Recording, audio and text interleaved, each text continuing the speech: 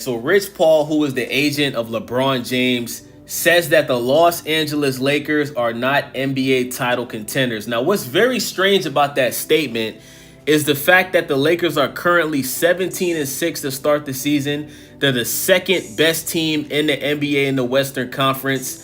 So why is Rich Paul making these statements? Now, remember, going into this season, Rich Paul said that if LeBron James feels like this Lakers team can't compete for a championship, then he would either request a trade or pretty much ask to be released or waived from the Lakers. So, I mean, does that mean LeBron James is going to make a trade sometime? Is he going to request a trade sometime during this season? Because LeBron James looks pretty happy to me, right? He just had the best game of the season 2 days ago against the Philadelphia 76ers, where he scored 29 points, hit 10 straight points in the fourth quarter, 3 straight threes in a row, and then hitting the 4th straight shot, which ended up sealing the win for the Lakers. So, you got to ask yourself, why would Rich Paul do this? Rich Paul knows that him saying this is going to circulate around the NBA. The Lakers are going to hear this. You know what I'm saying? Like, why is he trying to mess up the chemistry of the Los Angeles Lakers? Why would you say this?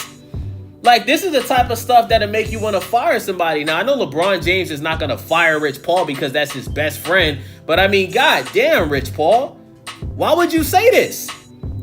So let's get into it. Shout out to Bleacher Report. It says LeBron James' agent Rich Paul doesn't feel the Los Angeles Lakers are ready to make a championship run in what could be his final season in the NBA.